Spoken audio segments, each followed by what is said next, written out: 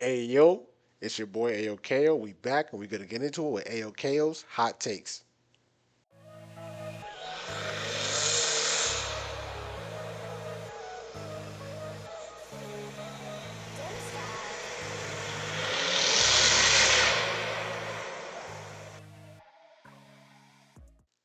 Hey yo, how you doing out there, man? It's your boy Ayo Ko. We back with another one.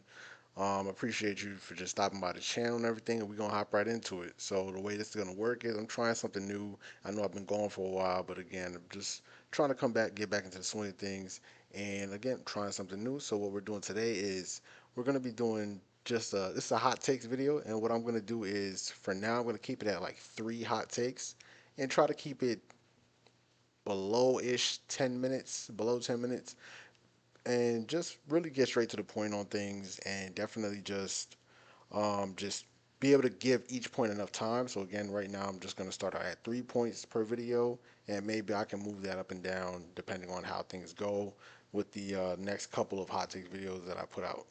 So this is the first one, and yeah, let's just bear with me and let's talk about it. The BMW CS models of this current generation, as in the G series or G chassis cars, as well as the late F chassis cars, really just the F90, all completely overrated. And I'm going to talk about it, and here's why. What's the main thing that people always try to say or not complain about, but point out when it comes to the quote unquote M light cars, M550, M340, things of that nature, when compared to M cars? They say it's the baby M. It's, again, the M light. It's not the full thing. It's 90% of the car, 95%, 80%, right? And then let's just make it simple. In this case, let's talk about the F90.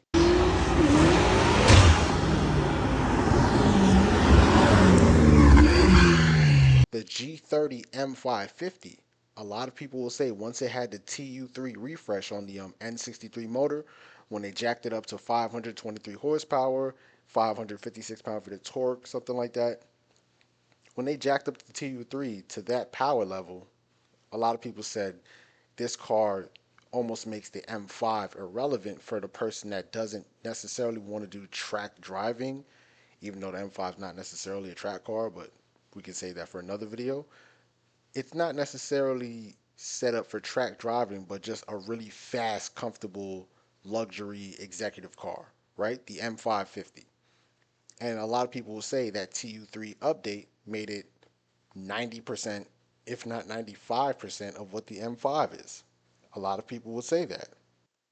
But in that same breath, if you can say the M550 with the TU3 motor is 90% to 95% of an M5, a base M5, or even an M850 is 95% or 90% of a base M8, then what's an M8 or an M5 to an M8 or M5 competition?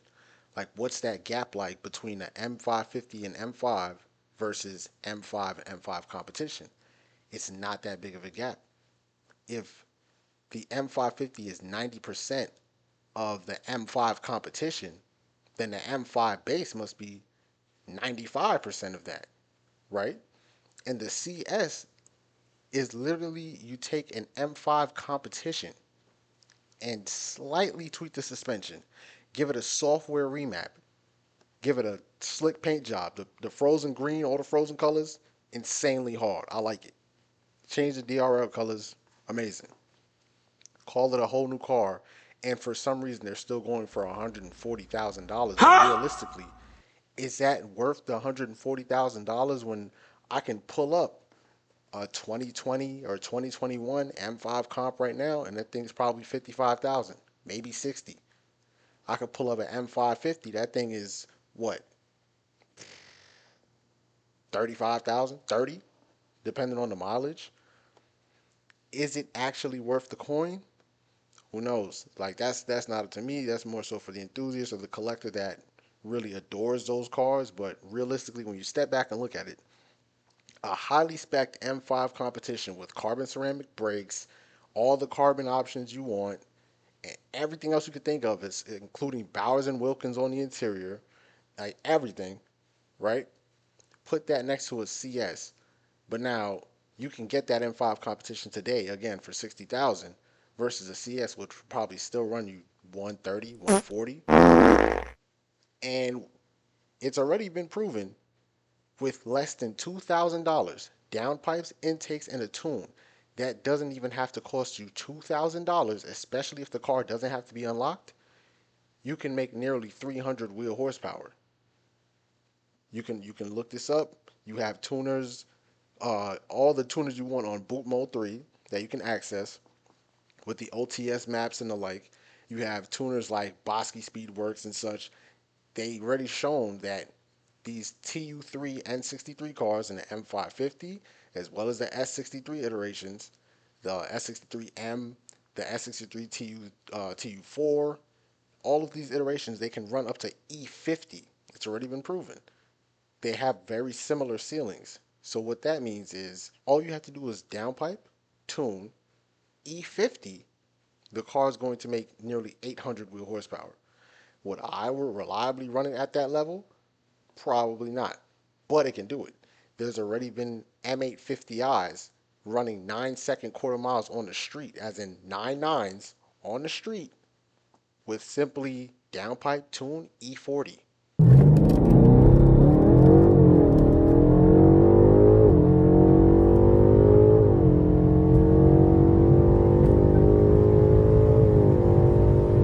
That's an M850i. Now, if I can do all of that with an M850i, why would I spend 140 on an M5 CS? Just posing the question. Recently, I caught a lot of heat for a video that I responded to that I saw. It's just a random video, but basically it's somebody recording a pull of a GT3 RS, a 992. So not the 992.2, but the 992 just came out like 23 or something. It was a GT3 RS doing a highway pull, and he's full throttle, revving it all the way out to 9,000 RPM and everything. And you look at it pull, and it's like, it's really just not that quick in a straight line. It's not. And like again, they're on the highway. It's not too much traffic. There's no cars getting in the way, but it's just a solid pull, and it's like the camera car is keeping up. You can't even hear it. I don't know if the camera car is a Tesla or whatever, but the camera car, you can't even hear it, and they're just filming it, and it's like the car's not going anywhere. It's making a lot of noise. And I'm like, the GT3 RS really isn't that great in a straight line. Like it's not remarkable in a straight line. And all the diehard Porsche enthusiasts, they instantly brother, were this ready to guy stinks. read me the riot acts or whatever it is. They ready to jump down my throat, pause, and just really just try to go crazy, saying like, oh, it's a track focus, this, that, and the third is blah blah blah on the track. It'll set lap records here, there, and everywhere else. And I'm like, yes, all of that is true. I don't deny or discount any of that. This video is a video of the GT3 RS on a highway in a straight line where it will most likely be for 90% of the time that it's on any road. 95% of the time, or maybe just 90, it will be on a highway. It was on the highway, full throttle, not going anywhere. It's not that great in a straight line. My point in saying is that the same thing as a stock GT350 Shelby. It's like they're not that good in a straight line because they don't make any torque. They're lazy. Like they don't make the power until they're insanely high in the rev range, to where cars don't even reach those RPMs. Like once it's like all your power is coming in after like 5 and 6,000. Like most of these cars are shifting by 6 and 7. You're over here making your power at 7 and 8,000 RPM. So it's like, you don't really have that much torque. So in a straight line, they're just not that remarkable until you see that difference of a car having to shift at 6,000 or 6,500 as opposed to a car shifting at 8,250 or 9,000.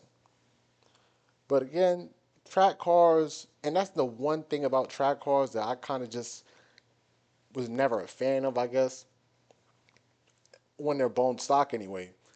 The track car is great at the track. But if it's a road legal car that I can drive on the street and will most likely have on the street most of the time, it's really not going to be that great on the straight. Like if all the downforce, all the dive planes, the aero, the ground effects, everything on that GT3 RS is keeping it planted and stable at high speed with a lot of cornering grip, and that's all great. But if some guy in an AMG C63S with black boost intakes and whatever the hell downpipes and some type of E30 or just a 93 tune with sticky tires on it, we line up on a highway at like 40 miles an hour, and that thing will walk away from me or anybody that's in the GT3 RS. I don't have GT3 RS money. Of course, everyone's gonna remind you of that, but it's like I'm just I'm just pointing something out. Don't shoot the messenger. Just point something out. But yeah, let me know what you guys think about that. How do you feel about a track car or a drag car, a purpose-built drag car, aka Demon or Demon 170, things of that nature, or even Red Eyes if you want? How do you feel about drag strip and or track cars when they cost a lot of money to perform at the track, but then when they're on the highway, they can barely keep up with mid-tier cars, like mid-tier sports cars and performance cars. They can't keep up, or they don't beat them as badly as they should for the amount of money that they cost. Like a GT3 RS right now will cost you $400,000, but some guy in a $30,000 BMW with downpipe and a tune, an E30, will be door to door with that car, if not pass it. Let me know what you guys think. All right, and this is the last take for this video. And again, I apologize. This is the first time I'm doing the hot takes video, so this will actually run a little bit over 10 minutes, most likely, just based off the editing. This will most likely run over 10 minutes, but just bear with me. And again, let me know in the comments what you guys think. But yeah, for the third and last take, the C8 ZR1 is potentially one of the greatest supercars ever made, but it's not necessarily a hypercar. And my simple reason for just coming to that coming to that resolution, for lack of a better word, is just if you look at any bona fide hypercar where you don't have to ask, is it a hypercar? Anything from Bugatti, Koenigsegg, Rimac, SSC, I guess if you want to count them, the Hennessy, Venom, GT. There's certain things, certain qualities that they have where it's just undeniably a hypercar. And we're going to keep it strictly about performance, because if you start bringing in intangibles like rarity and price tags and all this nonsense, then you get like these unique supercars that kind of get mixed into the hypercar realm without actually having any performance feats like the McLaren P1. So here's what I want, or here's my reasoning for the C8 ZR1 not necessarily being a hypercar. The bona fide hypercars have a 0 to 400 kilometer time, as in 0 to 400 or 0 to 250 mile an hour for us cheeseburgers in America.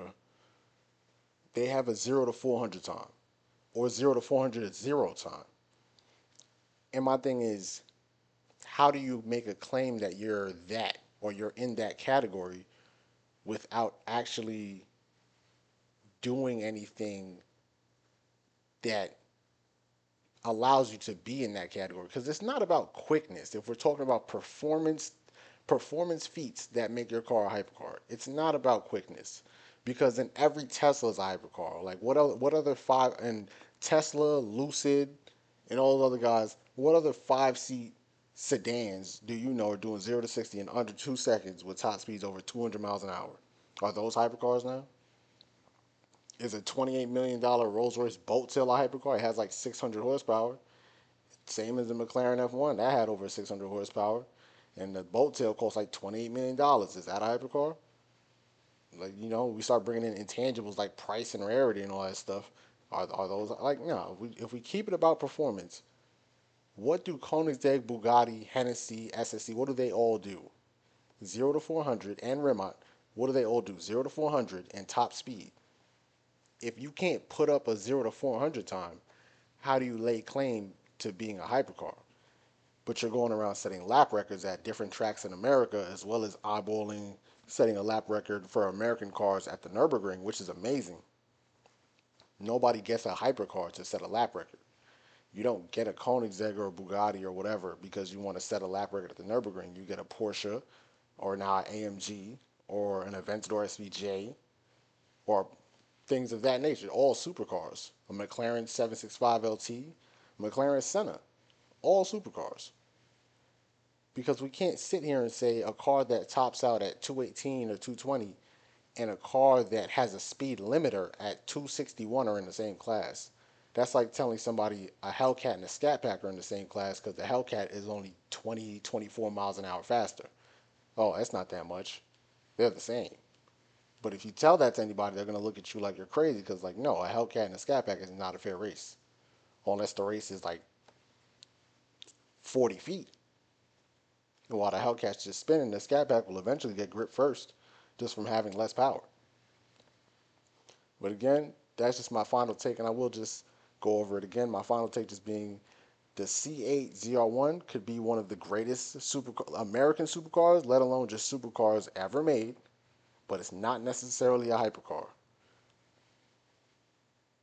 Let me know what you guys think in the comments, and I appreciate you if you stayed in the video this long, and we'll be back with another one. Most likely, I'll probably give it a week or so until we do another hot takes video. But if something's like a hot topic, I'll definitely just come out with it a little bit earlier and just see what the temperature's like, see how we're feeling about it. But again, thank you for sticking around this long. Safe up. This is Stay Sturdy.